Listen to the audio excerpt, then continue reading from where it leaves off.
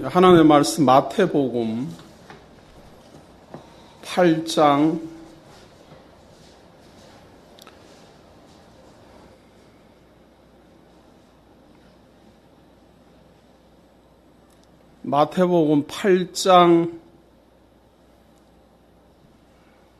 30절입니다. 30절. 마태복음 8장 30절.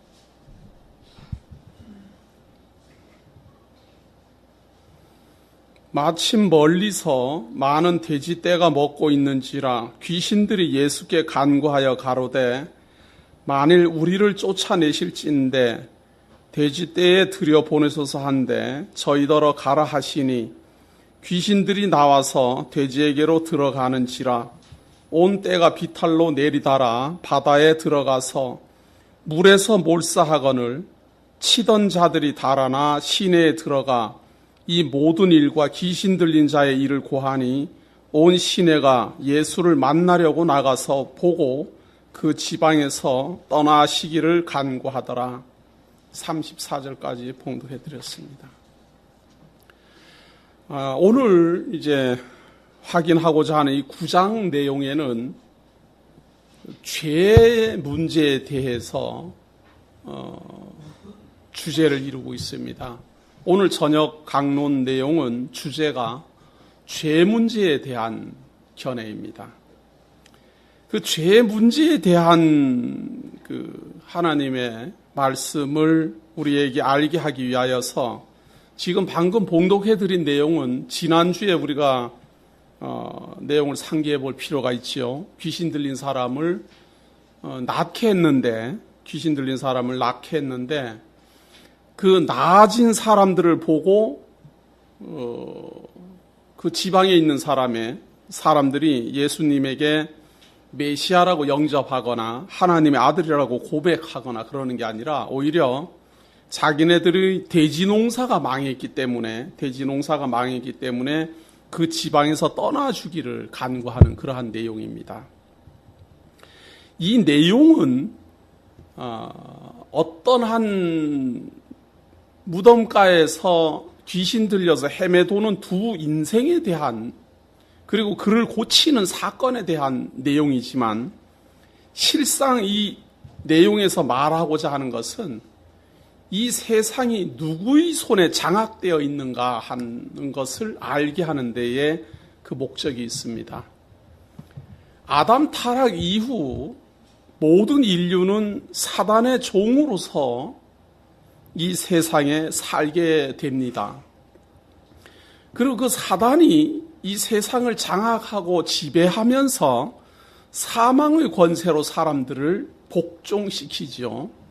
그런데 그 복종시키는 모든 내용들이 우리 입장에서 보면은 바로 저주로 덮인 겁니다. 저주로 덮여서 죄악이 관영하고 또 병마가 가득하며 마침내는 이 세상의 사람들은 모두 다 사망하게 되는, 그래서 이 사망의 권세자는 예수 그리스도 출현 이전까지는 어떤 누구라도 이길 수 없는 존재였습니다.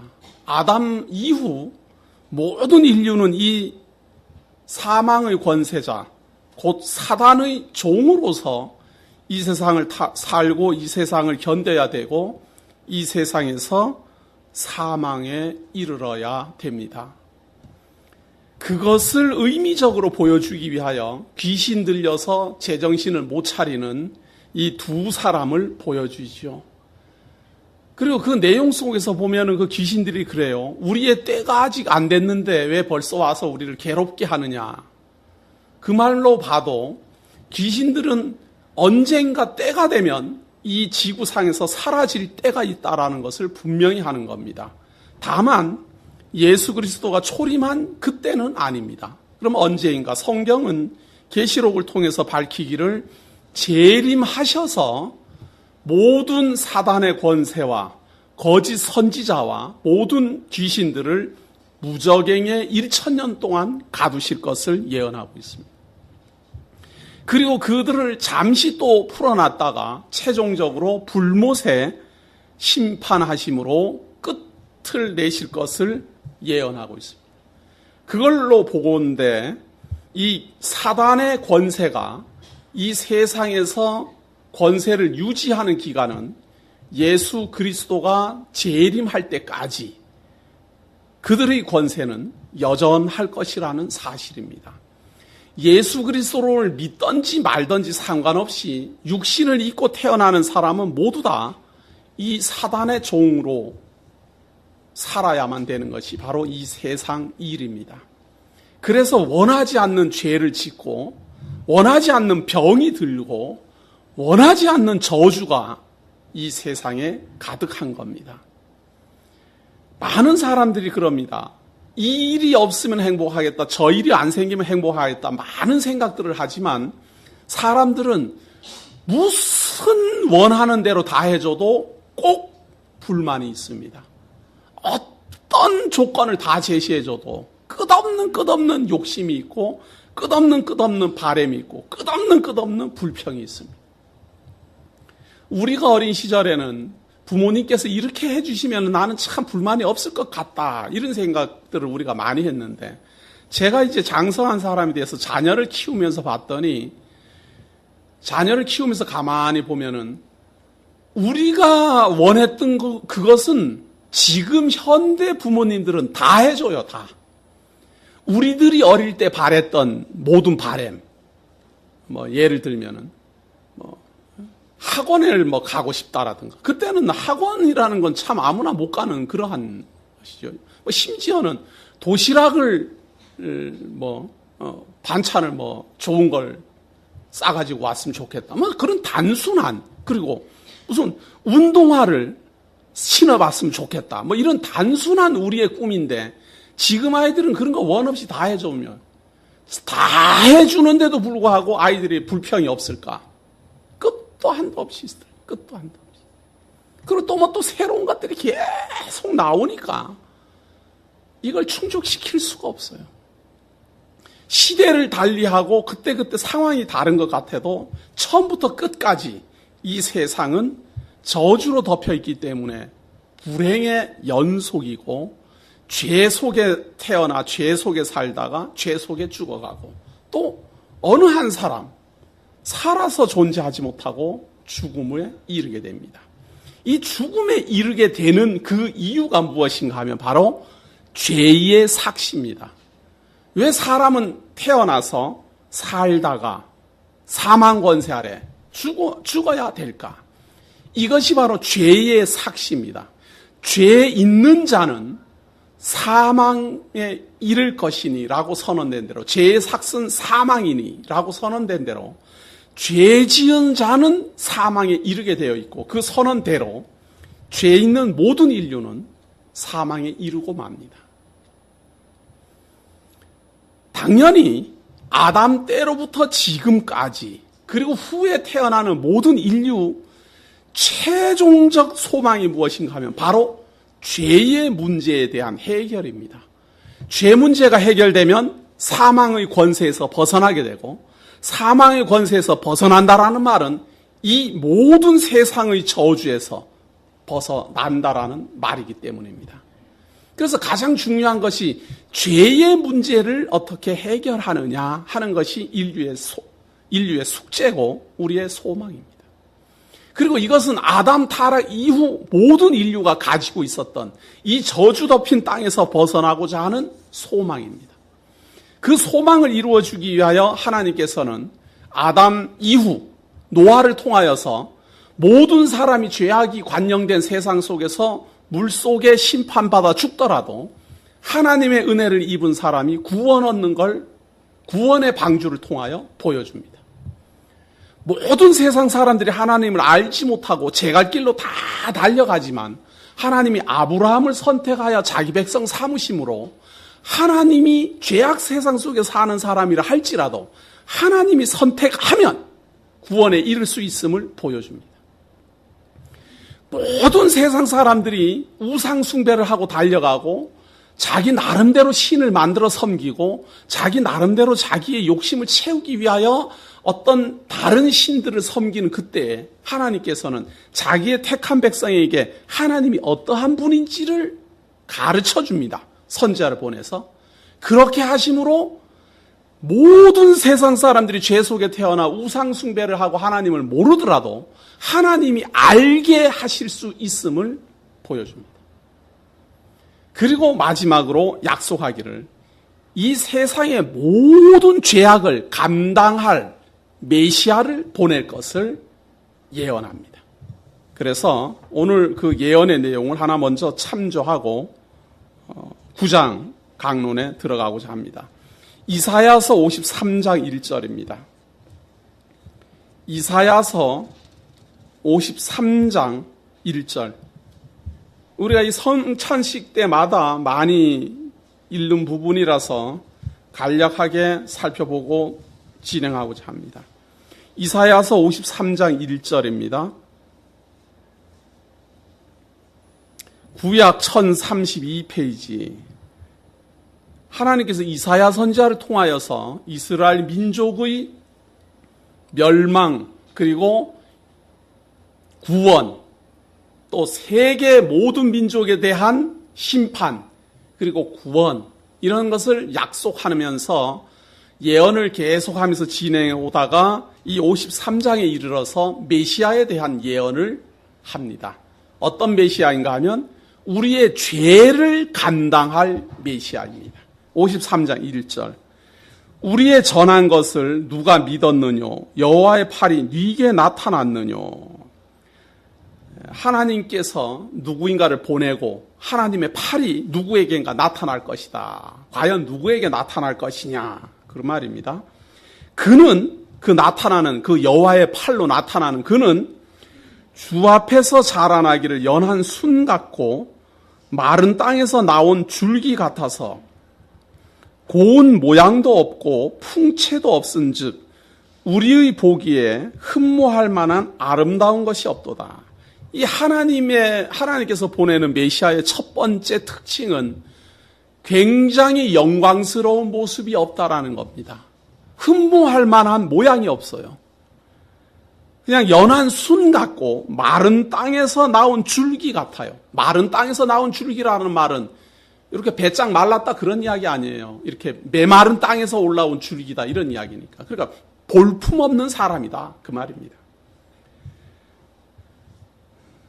또 3절에 보세요. 그는 멸시를 받아서 사람에게 실어 버림바 되었으며 간고를 많이 겪었으며 질고를 아는 자라.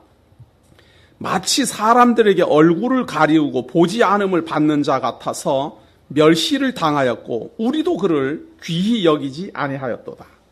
볼품도 없지만 결국에는 멸시를 받아서 버려질 사람이다 그 말이에요. 누가? 하나님이 보내는 사람이, 하나님이 보내는 메시아가 하나님의 팔이 나타나면 볼품도 없고 사람들이 그를 멸시하고 우리들도 그를 버릴 것이다. 이스라엘 민족들도 버릴 것이다. 이런 이야기입니다. 4절입니다.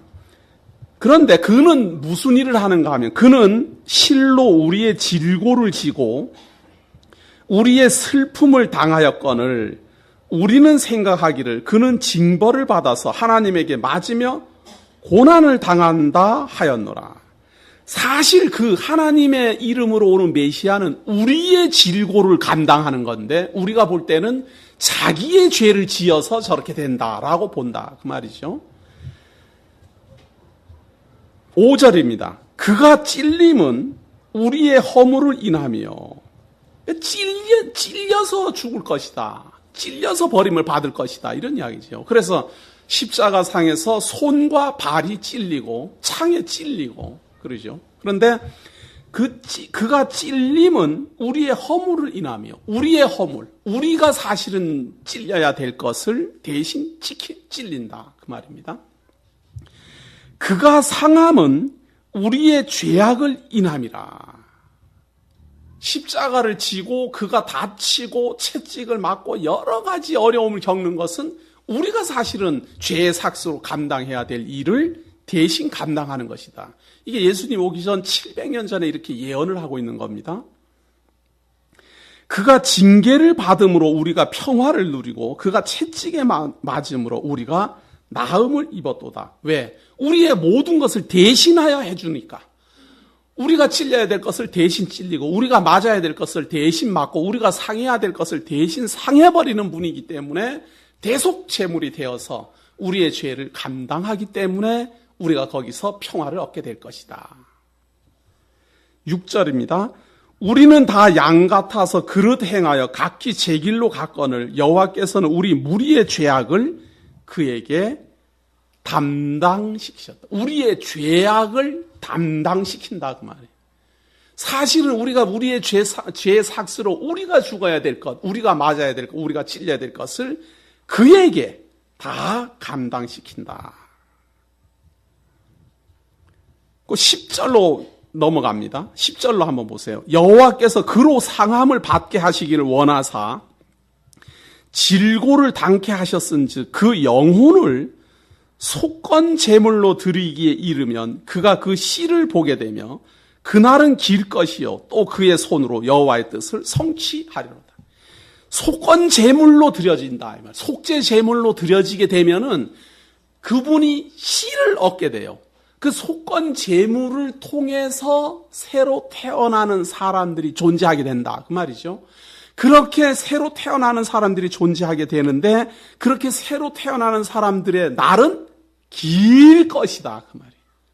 예수 그리스도를 믿음으로 말미암아 구원 얻는 사람들이 태어날 것인데 그들의 날, 구원 얻는 날은 길게 진행될 것이다. 그리고 그의 손으로 여호와의 뜻을 성취하리로다. 하나님의 뜻을 성취한다 그 말이에요. 그럼 하나님의 뜻이 무엇일까? 11절 보세요. 가라사대 그가 자기 영혼에 수고한 것을 보고 만족히 여길 것이라. 나의 의로운 종이 자기 지식으로 많은 사람을 의롭게 하며 또 그들의 죄악을 친히 담당하리라. 하나님께서 보내시는 자가 의로운 종으로서 자기 지식으로 많은 사람을 의롭게 한다. 예수 그리스도의 말씀을 통해서 많은 사람들을 깨닫게 하고 배우게 하고 의롭게 해요. 그런가 하면 그들의 죄악을 친히 그분이 담당하실 것이다. 이렇게 하나님께서는 선지자를 통하여 메시아가 우리의 죄를 담당하심으로 이 세상 사망 권세에서 벗어나게 하고 예수 그리스도의 지식을 통하여 사람이 의롭게 변화될 것을 예언합니다. 그리고 예수 그리스도가 속건 제물로 바쳐지는 그때로부터 예수를 그리스도로 믿는 하나님의 성도들이 출생하고 탄생하고 그들이 하나님을 여호와로 예수를 그리스도로 믿으며 그 여호와의 왕국, 하나님 나라의 나라는 계속해서 길게 진행될 것이라고 하더니 무려 2000년 동안이나 진행되고 있습니다. 그리고 앞으로도 어디까지 진행될지 가늠하기조차 어렵습니다. 놀라운 예언이 예수 그리스도 탄생으로 말미암아 이루어지기 시작한 겁니다. 우리는 이제 마태복음으로 돌아옵니다. 이 마태복음을 통해서 바로 이 마태복음을 기록하기 전 700년 전에 예언된 대로 예수 그리스도가 우리의 죄를 어떻게 감당하는가 그걸 확인하는 겁니다. 우리의 죄를 대신 감당하셨다. 우리의 죄를 그분에게 다 덮어 씌우셨다. 우리의 죄를 덮어 쓰고 십자가에 달려 죽으시는데 그분이 우리의 죄를 어떻게 감당하시는가를 증거하는 것이 바로 9장 1절부터 나옵니다. 우리의 죄를 어떻게 담당하실까? 9장 1절입니다. 여기서 상기해야 될 것은 우리의 죄를 감당해야 될 분을 어떤 사람은 자기의 이 세상에 살아야 되는 재물 때문에 이 세상에서 대지농사 지어서 먹고 살아야 되는 재물 때문에 자기의 죄를 감당해야 될 메시아를 떠나달라고 강구하는 겁니다.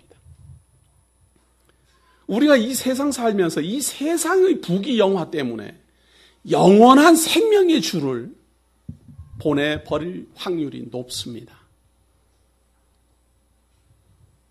우리가 예수를 그리스도를 믿는 가장 주된 목적은 현실 세계에서의 부귀영화가 아니라 영원한 세계에서의 하나님의 유업을 받는 겁니다.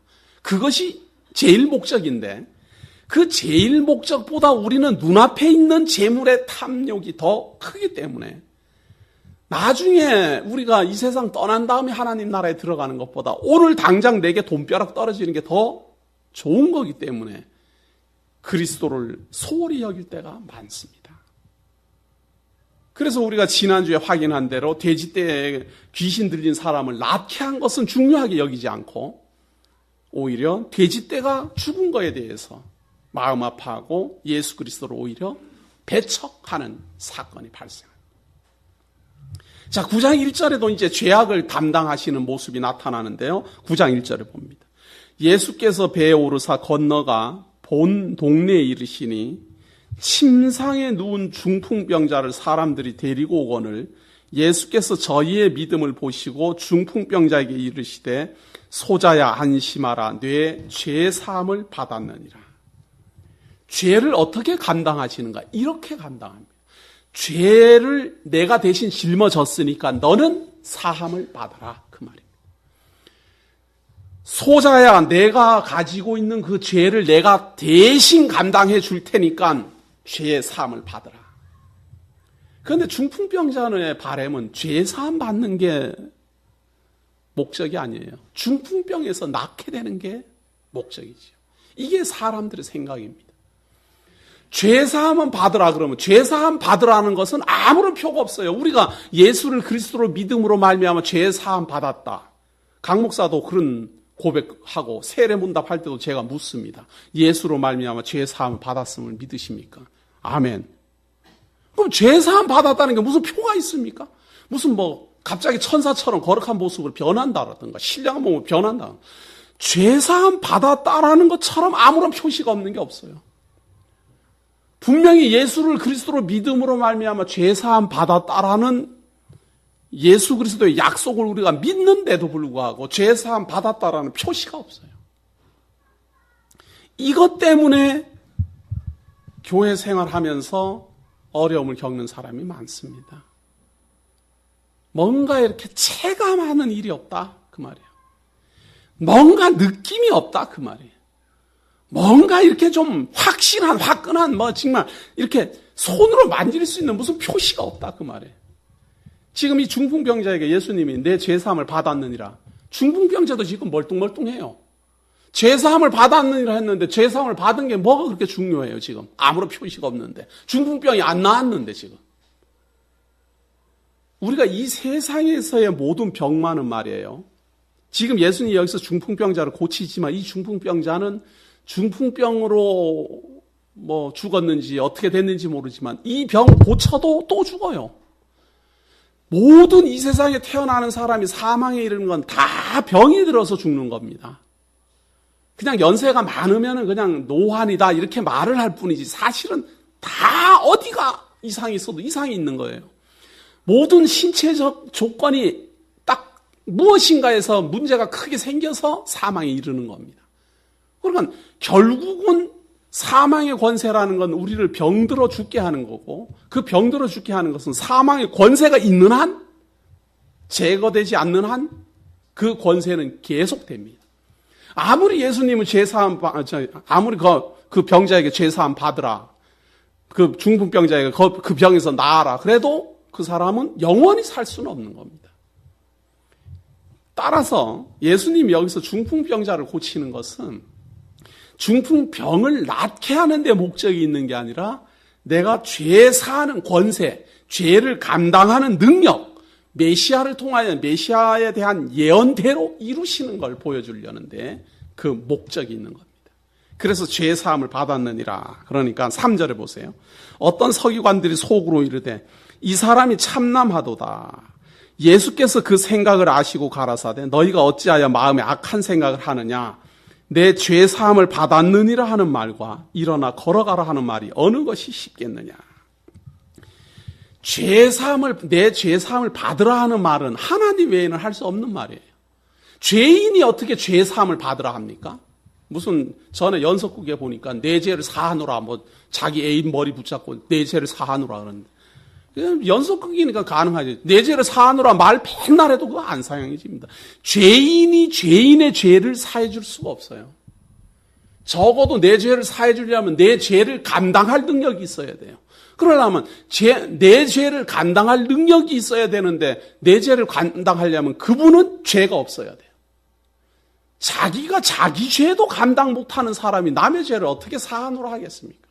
그렇기 때문에 오직 죄 없는 분만 죄 사함을 받으라 라는 말을 할 수 있고, 이 말은 하나님 외에는 못하는 말입니다.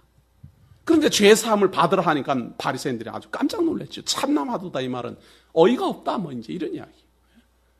너무너무 참 하나님 앞에 만호란 말을 했다, 그 말이에요.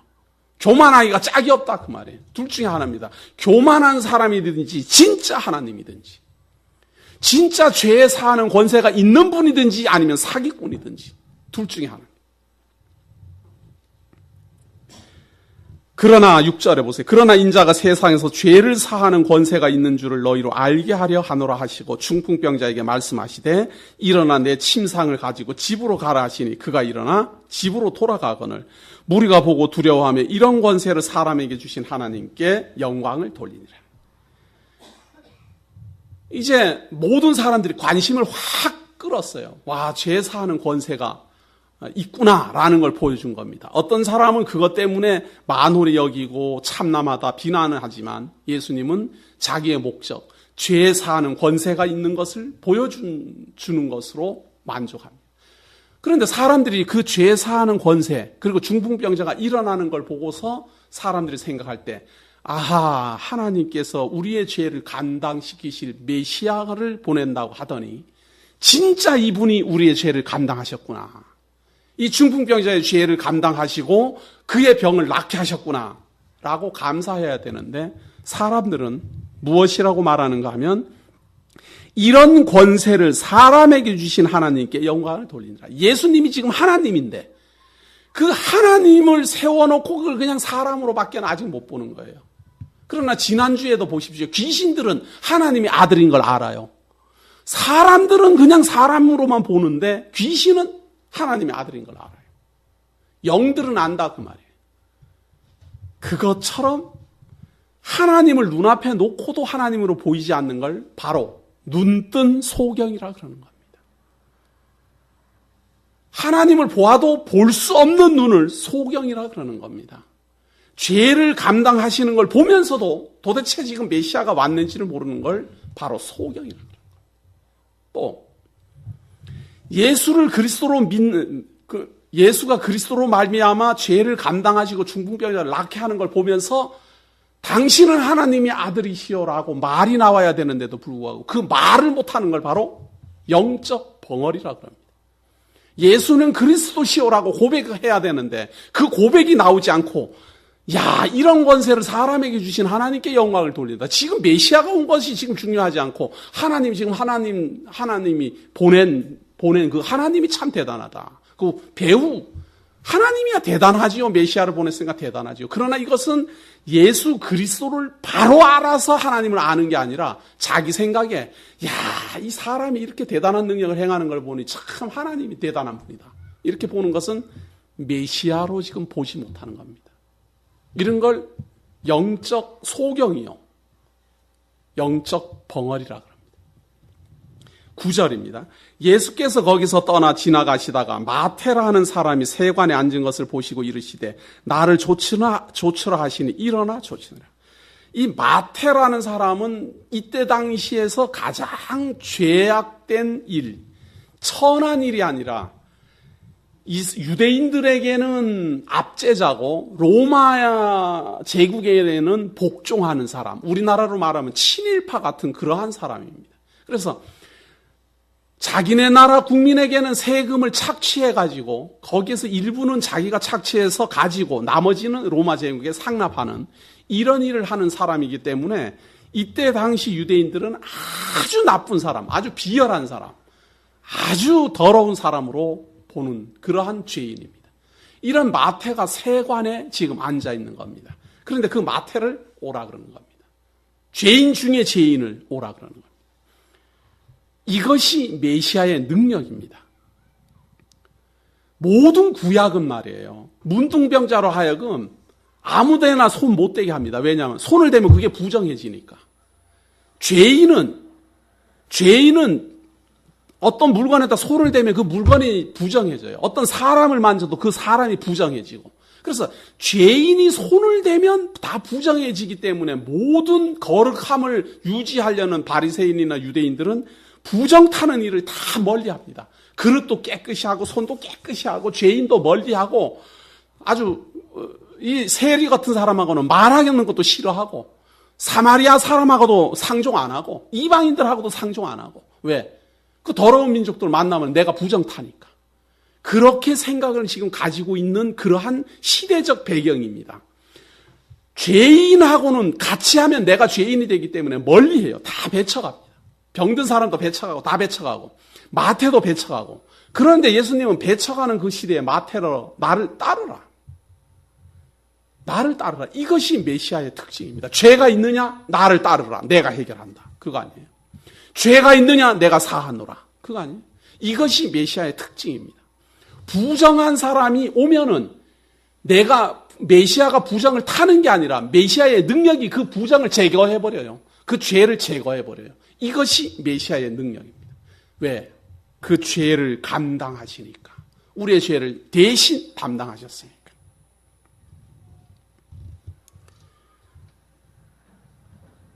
예수께서 마태의 집에 앉아 음식을 잡수실 때 많은 세리와 죄인들이 와서 예수와 그 제자들과 함께 앉았더니 마태더러 따르라는 말도 모자라서 이제 마태하고 아예 앉아서 음식을 같이 먹어요. 이거는 기절초풍할 이야기예요. 음식을 같이 먹는데 자기 혼자만 또 같이 먹는 게 아니라 여러 제자들 다 하고 같이 앉아서 먹는 거예요. 자기도 이상하지만 제자들까지 다 마태의 집에서 먹고 마시게 하니까 의로움을 생각하는 바리새인들이 볼 때는 도저히 이해하기 힘든 겁니다. 우리가 좀 실감나게 생각을 하려면 말이에요. 우리가 한번 생각을 해봅시다. 예를 들어서 그래요. 예를 들어서 그 교도소에 있는 사람들이 말이에요. 어디 중죄인 된 사람들이 한 20명 버스를 타고 우리 교회에 왔다. 그래서 요 앞줄 앉았다. 우리 성도님들이 그 근처에 올라고 할까? 제가 생각할 때. 다 피해 다닐 거예요. 다 피해 다닐 거예요. 아이고, 저 사람들 청과 잘해. 그런데 지금 대구 장로교에 나오기로 했다네. 이러면 아마 그 다음날부터 그 사람들만 데리고 저는 목회해야 될 거예요. 아마. 한 명, 두 명 겁나서 다 빠져나가고. 예? 왜? 무섭잖아요. 첫째는 무섭고 두 번째는 뭔가 우리하고는 다를 것 같은 이질감이 있잖아요. 그리고 자꾸 거리감 두게 되고. 세 번째는 그 사람들하고 교제하라고 또 목사는 말할 텐데 교제가 되겠습니까? 교회 힘들어져요. 좀 실감 납니까? 지금 예수 그리스도가 그런 사람하고 지금 식사를 하고 있는 거예요. 예? 예수님이 그런 취급을 받는 마태하고 자기의 제자들을 데리고 그 사람들하고 어울려서 지금 식사를 하고 있는 거예요. 바리새인들이 보니까 기절초풍할 만도 하잖아요. 11절. 바리새인들이 보고 그 제자들에게 이르시되 어찌하여 너희 선생은 세리와 죄인들과 함께 잡수시느냐. 도저히 이해하기 힘들다.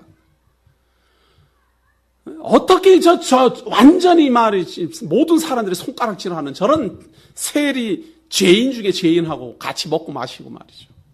먹고 마신다라는 말은 같이 웃고 막 대화도 나누고 막 손바닥 치고 막 다 그럴 거 아니에요. 이거 드셔보시라고 저거 드셔보시라고 그러고 다. 거룩함을 최고의 덕목으로 치는 바리새인으로서는 이해하기 힘든 모습입니다. 그러니까 예수께서 들으시고 이르시되 건강한 자에게는 의원이 쓸데없고 병든 자에게라야 쓸데있느니라. 너희는 가서 내가 긍휼을 원하고 제사를 원치 않으라 하신 뜻이 무엇인지 배우라. 내가 의인을 부르러 온 것이 아니요 죄인을 부르러 왔노라 하시니라. 이것이 바로 메시아의 능력입니다. 죄인에게는 죄사하는 권세, 병자에게는 병 고치는 능력. 바로 우리가 모든 인류가 가장 힘들어하는 것, 사단의 저주에서 벗어나게 하실 수 있는 능력자. 그러니까 우리가 사단의 저주 아래 놓여 있다라는 걸 깨달아야 메시아가 간절해지는 겁니다. 내가 죄 아래 팔려서 죄의 종으로 이 세상 살고 있다라는 걸 깨달아야 메시아에 대한 믿음이 간절해지는 겁니다. 하나님이 어서속히 예수 그리스도를 통하여서 나로 하여금 이 죄악 세상에서 벗어나게 하시고 영원한 하나님 나라 입성할 때에 우리 주 예수 그리스도의 보혈의 공로로 말미암아 하나님 앞에 나아가게 하소서. 왜? 오늘 하루도 저는 죄의 종으로서 너무 힘들었습니다. 오늘 하루도 저는 죄의 종으로서 너무너무 엉뚱한 생각만 하고 살았습니다. 저는 이런 말을 할 때마다 참 조심스러운 게 있습니다. 제가 죄악된 세상 속에서 산다고 자꾸 그러니까 고생스러운 사람만 그걸 실감하는 것 같아요. 고생스러운. 많이 힘들어갖고 뭐 경제적으로 막 어려운 사람은 제 말을 좀 이해하는 것 같아요. 그런데 경제적으로 좀 안 어려운 사람은 뭐가 그렇게 힘들다는 건가? 쾌락도 죄의 종노릇입니다. 이 세상이라는 것은 아무것도 안 하면은 아무것도 안 하고 있으면은 죽고 싶은 거예요. 세상이에요. 사람이. 무엇인가 우리가 생각할 때는 어려움이 하나도 없으면 아주 행복하게 살 것 같지만 어려움이 하나도 없으면 그만 세상 살 맛이 안 나는 게 세상이에요. 그래갖고 복지국가일수록 자살률이 높아요. 장래 노인이 돼서 먹고 살 걱정 하나 할 거 없지. 복지시설 잘 돼 있어갖고 어디 가서든지 다 공짜로 다 병원 치료 다 받지. 자기가 돈 안 벌어도 먹고 사는데 아무 지장이 없는 무슨 뭐 핀란드니 뭐 덴마크니 뭐 이런 데 있는 사람들은 무료해갖고 자살한대잖아요. 뭐 이거 세상 살맛 안 난다는 세상 살. 이게 뭔가. 그러나 어려움을 겪고 근심이 좀 있고 그런 사람 보세요. 근심스러워갖고 힘들어는 하지만 한쪽 마음속에서는 그래도 일어나야 된다. 그래도 하나님이 지킨다. 그래도 그리스도 안에서 나는 견딘다. 이런 어떤 자극이 돼갖고 막 도로 또 용맹해지잖아요. 이게 참 우리들의 아픔입니다. 어떻게 해야지 옳다. 이 말을 저는 하려는 게 아닙니다.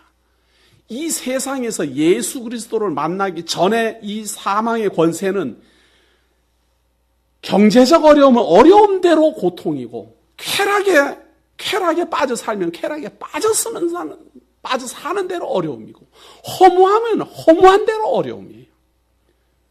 육신적 고달픔은 육신적 고달픔이 그대로 있고 정신적 고달픔도 그대로 정신적 고달픔이에요. 왜? 이것이 사단이 우리를 갖고 농락하는 겁니다. 사단의 권세는 육신에 꼭 왕노릇만 하는 게 아니라 영적으로도 왕노릇해요. 그래서 귀신이 들리는 거예요. 정신적으로도 왕노릇한다 그 말이에요. 그래서 사상조차 엉뚱한 사상을 가지고 살게 돼 있어요. 그러니까 예수 그리스도로 말미암아 주어지는 지식, 예수로 말미암아 배우는 이사야가 예언한 대로 그 지식으로 배우지 않으면 우리들 머릿속에 가득히 들어와 있는 이 사단의 지식, 이 사단의 정보는 우리로 하여금 힘들게 할 수밖에 없어요. 고통스럽고. 그렇기 때문에 힘들으면 힘드는 대로, 힘들지 않으면 힘 안 드는 대로 메시아가 있어야만 해결이 되는데 그걸 본인이 죄인이라는 생각을 안 하니까 문제라. 그래갖고 진짜 죄를 많이 지은 사람은 내가 죄인이라는 고백을 많이 하는데 그저 평범하게 잘 이렇게 사는 사람들은 그런 대로 이 정도 살면 잘 살아왔지 뭐 이렇게 해갖고는 자기가 죄인이라는 의식이 이렇게 마음속 깊이 잘 안 들어요. 자기가 죄인인 줄 깊이 깨달아야만 죄인을 이해하게 돼 있는데 내 자신이 내가 죄인이라고 고백은 하기는 하면서도 그래도 저 사람보다는 내가 조금 낫다. 이런 생각이 있기 때문에 우리가 차별을 하고 구별을 합니다. 아직 예수 그리스도가 우리를 고치러 오신 메시아임을, 의원이심을 실감하지 못하기 때문에 나타나는 현상들입니다. 예수 그리스도의 치료는 육신적, 경제적인 것보다 오히려 정신, 영적 고침입니다. 사망의 권세에서 벗어나게 하고 영적 혼란한 사상에서 벗어나게 하며 올바른 하나님의 뜻을 깨달아 알게 한다. 그래서 정신이 올바로 되면 육신을 이기는 힘이 거기서 나온다 그 말이에요. 그러나 교회를 육신적 어떤 해결로만 치달아가면 뭐를 몰라도 지금 한참 모르는 거죠. 예수를 그리스도로 믿는다라는 말은 예수로 말미암아 주어지는 하나님의 말씀, 사람이 떡으로만 살 것이 아니요 하나님의 입에서 나오는 말씀으로 살 것이니라 하신 그대로 우리가 가지고 있는 육신적으로 배운 지식이나 이런 것들이 우리를 살게 하는 게 아니라 예수 그리스도에게로부터 오는 지식이 우리를 살게 합니다. 그래서 올바른 병고침은 사상적 고침으로부터 시작되는 겁니다. 여기에서 지금 예수님은 죄인에게는 병자에게는 의원이 쓸데있다. 이 말은 우리 같은 죄인에게는 그것을 해결해 주는 죄 담당자가 필요하다. 그 말 아니에요. 그런가 하면 죄의 종로로 타고 있는 우리에게는 하나님의 영적 지혜가 필요하다. 그 말이에요. 그래서 영육간에 우리의 메시아 되시는 그리스도를 인식할 필요가 있다. 14절입니다. 그때의 요한의 제자들이 예수께 나와 가로되 우리와 바리새인들은 금식하는데 어찌하여 당신의 제자들은 금식하지 아니하나이까.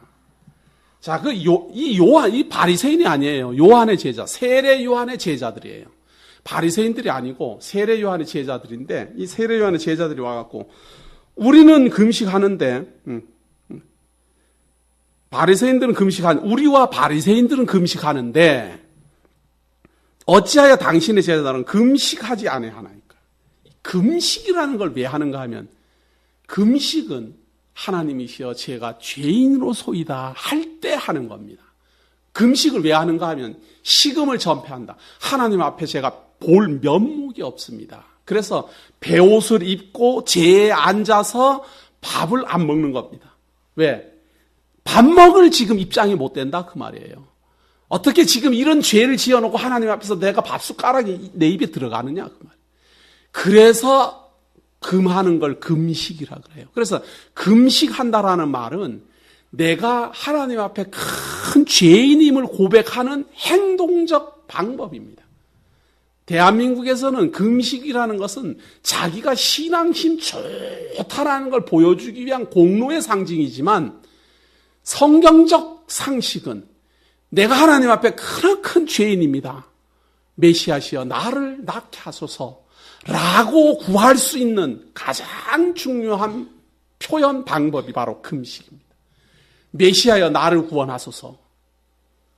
중요한 것은 그렇게 금식을 즐겨하는 이 세례 요한의 제자들과 바리새인들은 그 금식을 하는 본래의 목적을 지금 잊어버렸기 때문에 이걸 공로로 생각하거든요. 벌써 이 사람들도 내가 누구보다도 금식 많이 했고 누구보다도 철두철미했고 누구보다도 신앙심 좋게 참고 견뎠다. 이것이 공로로 쌓이다 보니까 금식을 해야 되는 그 본래 목적을 잊어버린 겁니다. 진짜로 자기가 죄인인 줄 깨달았고 진짜로 자기가 자기를 처복종시키기 위하여서 밥숟가락을 뜨지 않고 금식을 하고 있었다 그러면 지금 죄인의 죄를 감당하실 메시아가 나와 있는데 거기에 가서 달려가서 그냥 지금 붙잡고 매달려야 될 텐데 금식은 하는데 메시아가 왔는 줄을 몰라요. 지금 우리의 죄를 감당하실 분이 왔는 줄을 몰라요. 내가 지금 병들었다라고는 생각은 하면서도 예수 그리스도가 그걸 낫게 하는 의원이라는 생각을 못해요. 이런 걸 눈뜬 소경이라 그러는 겁니다. 보아도 메시아인 줄 모르는 사람들. 메시아가 왔는데도 모르는 사람들. 병 고치는 의원이 왔는데도 모르는 병든 자들. 예수께서 저희에게 이르시되 혼인집 손님들이 신랑과 함께 있을 동안에 슬퍼할 수 있느뇨. 그러나 신랑을 빼앗길 날이 이르리니 그때에는 금식할 것이니라.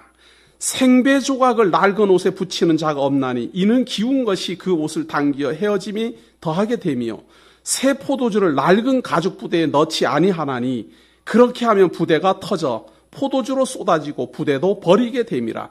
새 포도주는 새 부대에 넣어야 둘이 다 보존되느니라. 참 의미심장한 말을 합니다. 왜 금식을 안 합니까? 하고 물으니까 금식할 때가 온다. 금식할 때가 온다. 왜? 신랑을 뺏기는 날이다. 다시 말해서 예수 그리스도가 십자가상에서 죽으심으로 말미암아 슬피 울며 통곡하고 하나님께 메어 달릴 날이 이를 것이다. 그때는 금식할 것이다. 하지 말라 그래도 밥맛이 없어서 굶을 것이다. 그 말이에요. 그런데 진짜 하는 말은 금식을 언제 하느냐를 밝히려는 게 아니라 금식의 의미에 대해서 예수 그리스도는 정확하게 말을 하는 겁니다. 금식, 그것은 어떻게 이해되는가 하면 신랑을 뺏기게 되면은 금식할 때가 온다. 그러나 신랑이 있을 때는 금식하지 않는 것이다. 신랑이 있어갖고 지금 결혼 잔치 자리에 가가지고는 같이 음식을 먹고 즐기고 해야 되는데 거기 가서 금식한다고 빼빼거리면은 그 이상한 사람 아니에요. 오늘 결혼식장에 가가지고는 지금 잔치집에 가서 흥겹게 같이 먹고 마시고 해줘야지 지금 즐거울 텐데 거기 가서 나 금식합니다 이러고 있으면은 분위기 안 맞는 사람 아니에요. 그러나 슬피 울 날이 오면 그때 가서 금식할 거다. 그러면서 예를 하나 드는데 생배 조각은 낡은 조각에 기우는 것 아니다. 이 말은 비슷한 것 같아도 깨끗하게 나온 새 옷하고 헌 옷은 둘이 서로 깁는 게 아니다. 그 말이에요. 조화가 안 맞는다. 그 말이에요. 헌 옷에다가 새 옷으로 갖다 지어 붙이는 게 아니다. 새 옷은 새 옷대로 입어야 되고 낡은 옷은 낡은 옷대로 입어야 되고 새 자루는 새 자루대로 보관해야 되고 낡은 자루는 낡은 자루대로 보관해야 된다. 이거 섞지 마라. 그 말이에요. 무슨 말인가? 예수 그리스도를 만나기 전에 우리의 죄를 감당해 주실 예수 그리스도를 만나기 전에 내가 죄인이라고 고백을 하고 있었으면 금식해라. 그 말. 죄인이니까 하나님 앞에서 당연히 금식해야지요. 날마다 내 죄를 어떻게 감당할까 하나님 앞에 부끄러워서 제가 살 수가 없습니다. 어떻게 그런 생각을 가지고서 어떻게 하나님 앞에서 밥을 먹으며 즐겁게 오락을 하며 세상을 즐겁게 살겠습니까? 죄인임을 고백하며 살아야죠. 그러나 예수를 그리스도로 믿음으로 말미암아 죄사함을 받았다 그러면서도 만날 내 죄 때문에 만날 하나님 앞에서 하나님이여 제 죄를 어떻게 제가 감당하겠습니까? 하나님 앞에 부끄러워서 저는 금식해야 되겠습니다. 그런다면 그런 걸 분위기 파악 못한다. 예수를 그리스도로 믿음으로 말미암아 죄사함을 입었으면 죄사함 입은 대로 살고 예수를 아직 몰라가지고 죄를 자기가 지금 짊어지고 있으면 짊어지고 있는 대로 살고 더 확실하게 말해서 예수 그리스도를 믿음으로 말미암아 복음 안에 살려면 복음 안에서 살고 율법대로 금식하려면 율법 아래서 금식하면서 살고 이렇게 해라 그 말이에요. 말로는 예수를 그리스도로 믿는다고 그러면서 율법에 있는 사람처럼 금식하지 말고 그 말이에요. 율법대로 지켜 준행하면서 또 예수 믿는다라고 그러지 말고 둘 중에 하나 분명히 해라. 이 선을 분명하게 그어야 됩니다. 그런데 이상하게도 예수님이 여기서 이렇게 예언을 했는데도 불구하고 대부분의 기독교는 생배 조각을 낡은 자루에다가 기워서 사용합니다. 예수를 그리스도로 믿되 율법도 조금 몇 가지는 지켜야 된다. 계명은 지켜야 된다. 뭐 이런 식. 예수를 그리스도로 믿되 11조는 내야 된다. 이런 식. 이런 게 바로 구약과 신약을 혼합해서 쓰는 겁니다. 또 모든 죄를 예수 그리스도가 내 죄를 다 감당하셨지만 그거는 과거의 죄. 과거로부터 지금까지의 죄는 예수 그리스도가 다 담당하셨지만 지금부터 내가 짓는 미래의 죄는 내가 책임져야 된다. 이런 것. 내 죄를 예수님이 감당하셨다 그러면 처음부터 끝까지 예수님이 다 감당하는 것이고 내가 감당한다 그러면 내가 다 감당하는 것이고 이렇게 해야지. 일부는 내가 감당하고 일부는 예수님이 감당하고 일부는 율법 지키고 일부는 예수님 믿고 이런 것 전부 다 선을 분명하게 그어야 돼요. 죄의 문제 예수 그리스도로 말미암아 해결함 받았다면 예수 그리스도 안에서 사는 겁니다. 그렇다면 이제 내가 또다시 죄인이라고 하나님 앞에서 울며 불며 금식하는 짓은 하면 안 돼요. 왜? 예수 그리스도가 내 죄를 사해 주셨다라는 걸 우습게 여기니까 그런 짓을 또 한다 이 말이에요. 안 믿어지니까. 만날. 그래서 교회 올 때마다 내 죄를 용서하여 주셨고 그리고 집에 가서 또 죄 짓고 또 와갖고 또 죄를 용서하여 주셨고 또 그러고 그리스도가 우리의 죄를 감당했다라는 게 믿어지지 않아서 그러는 겁니다. 선을 분명히 그어야 돼요. 예수를 그리스도로 믿음으로 말미암아 죄에서 벗어났습니까? 그렇다면 오직 예수만. 예수 그리스도를 아직 몰라서 죄의 가운데 살고 있습니까? 그렇다면 죄인 그대로. 그래야 그리스도를 올바르게 만나죠. 자, 18절입니다. 예수께서 이 말씀을 하실 때에 한 직원이 와서 절하고 가로되 내 딸이 방장 죽었사오나 오셔서 그 몸에 손을 얹으소서 그러면 살겠나이다 하니 예수께서 일어나 따라가시매. 바로 나오는 내용이 사망의 권세 아래 어떤 사람이 죽어가고 있는 겁니다. 이제 사망의 권세를 이기는 능력을 보여주는 겁니다. 메시아가 우리의 죄를 감당하심으로 사망의 권세를 이기는 능력을 보여줍니다. 그래야 우리를 사망의 권세에서 벗어나게 할 것 아니에요? 죄사함 있게 하셨고, 두 번째는 사망의 권세에서 벗어나게 하심을 보여주기 위하여 지금 한 여자가 죽어간다라는 말을 듣고 예수님이 갑니다. 그런데 가는 도중에 20절입니다. 12해를 혈루증으로 앓는 여자가 예수의 뒤로 와서 그 겉옷가를 만지니 이제는 제 마음에 그 겉옷만 만져도 구원을 받겠다 함이라. 12년 동안이나 혈루증의 특징은 그 생명이 잦아 들어간다면 구약에는 피를 생명이라고 여겨요. 그래서 이 피가 흐르는 병을 생명이 잦아든다 그래서 이걸 아주 부정한 병으로 봅니다. 생명이 자꾸 줄어들어간다 그 말이에요. 사실상 따지고 보면 우리의 생명이 우리의 생명이 줄어들어가잖아요. 우리가 지금 살아가고 있어요, 죽어가고 있어요? 예? 우리가 지금 살아가고 있는 것 같아요, 죽어가고 있는 것 같아요? 날이면 날마다 죽어가고 있잖아요. 생명이 자꾸 소진돼 가고 있잖아요. 혈류증의 특징이 생명의 소진을 의미하는 겁니다. 이 피가 멈추지 않고 흐르니까 이 생명이 자꾸 흘러나간다 그래서 이걸 아주 부정한 병으로 봅니다. 그런데 이 원어상으로 여기를 확인해 보면은 피가 흐른다 이런 의미가 아니라 다른 특별한 어떤 명칭이 있어요. 그래가지고 의학적으로 그게 가능하니 안 가능하니 번역이 많은데 저는 이렇게 생각해요. 지금 현대 과학으로 그걸 해결하려고 하지 말고 이때 당시에 이렇게 멈추지 않고 피가 흐르는 병을 혈루증이랑 칭한 거예요. 그걸 현대 의학으로 그걸 왜 자꾸 보려고 그래요?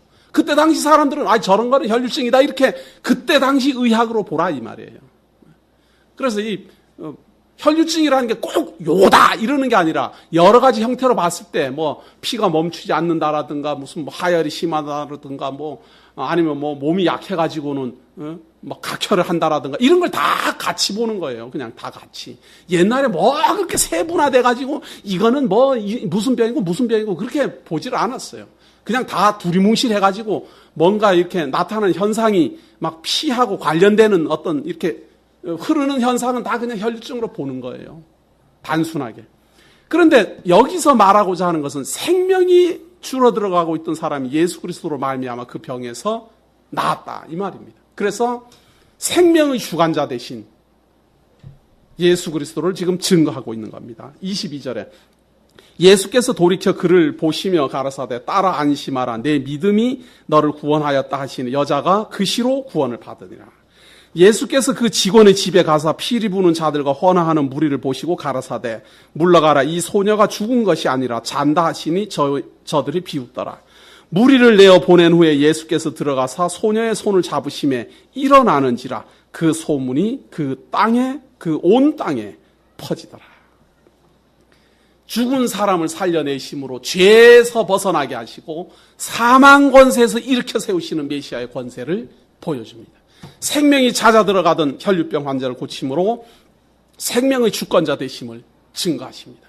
우리가 이사야서를 통해서 미리 확인한 바대로 우리의 죄를 감당하시고 우리를 그 죄악에서 벗어나게 하시고 우리의 생명의 주가 되셔서 하나님의 영원한 나라로 인도하실 것, 그 능력이 있으심을 지금 증거하고 있습니다.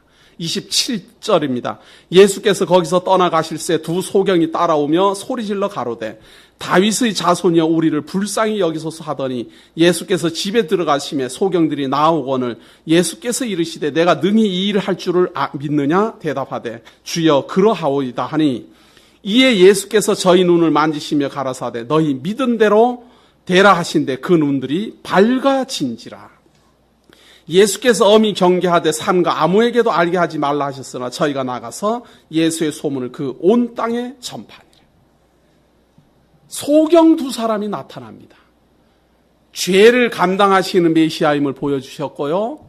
그 다음에 생명의 주권자 되심을 보여주셨습니다. 그 다음에 메시아를 볼 수 있는 눈이 있음을, 볼 수 있게 하는 능력이 메시아에게 있음을 보여줍니다.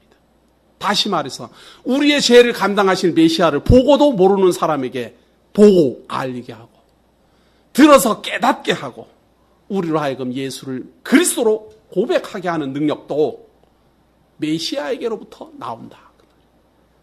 우리가 눈을 떠 보는 게 아니라 예수 그리스도가 우리의 눈을 뜨게 해서 예수를 바르게 알게 하고 그분을 보내신 자 하나님을 경외하게 한다. 이걸 하나님 주권 사상이라고 합니다. 우리의 죄를 감당하실 예수 그리스도를 알리게 하며 우리의 생명의 주가 되신 예수 그리스도를 믿어지게 하며 우리의 눈을 밝히고 우리의 귀를 열어 예수 그리스도의 말씀을 듣게 하시는 능력이 그리스도에게 있음을, 소경의 눈을 뜨게 하심으로 우리에게 증거하시는 내용입니다. 32절입니다. 저희가 나갈 때 귀신 들려 벙어리 된 자를 예수께 데려오니, 이번에는 귀신이 들렸는데요. 귀신이 들려서 말을 할 줄 몰라요. 말을. 듣기는 들어도 이렇게 뭔가 고백을 못하는 사람이에요. 그런 사람인데 벙어리가 말하거늘, 귀신이 쫓겨나고 벙어리가 말하거늘 무리가 기이 여겨 가로되 이스라엘 가운데서 이런 일을 본 때가 없다 하되 바리새인들은 가로되 저가 귀신의 왕을 빙자하여 귀신을 쫓아낸다 하더라. 소경이 눈을 뜨고 벙어리가 말을 하며, 이것은 우리에게 너무도 의미심장합니다. 영적 눈을 뜨게 하며 영적 하나님의 말을 하게 하며 듣게 하며 예수 그리스도의 영적 생명의 능력을 깨닫게 하며 예수 그리스도의 죄악을 감당하시는 영적 능력을 우리로 하여금 믿어지게 하는 증거의 내용입니다. 그러므로 예수를 그리스도로 믿는다라는 말은 예수 그리스도가 어떠한 분인지 그분의 지식을 통하여 배우는 것이며, 그분이 어떠한 분인지 올바로 보는 것이며, 그분이 어떠한 분인지 내가 고백할 수 있는 것이며, 이 고백을 하는 사람은 죄에서 벗어났으니 오직 그분 안에서만 살아야 합니다. 이제 다른 곳으로 벗어나거나 다른 것을 접목시키거나 다른 것을 섞어버리면 안 돼요. 오직 그리스도 안에서만, 그리스도를 통하여, 그리스도 때문에 이 세상 사는 겁니다. 기도하겠습니다. 하나님께서 우리를 사랑하셔서 지금까지 지켜주시고 예수를 그리스도로 믿게 하시며 그분의 능력의 장중 안에서 우리로 죄악에서 벗어나게 하시며 우리의 생명의 주가 되신 그 능력을 깨닫게 하셨으니 하나님 감사합니다. 우리가 이 세상 살면서 보기는 보아도 알지 못했고 듣기는 들어도 깨닫지 못했습니다. 그러나 이제는 예수를 그리스도로, 이제는 하나님을 아버지로 여기며 감사하며 찬양하며 삽니다. 하나님, 처음부터 우리를 이제 이러한 어려움 가운데서 벗어나게 하시고 죄악에서 건져내셨으니 끝까지 인도하시사 하나님의 성도로서 자라나게 하옵소서. 예수님 이름으로 기도드립니다.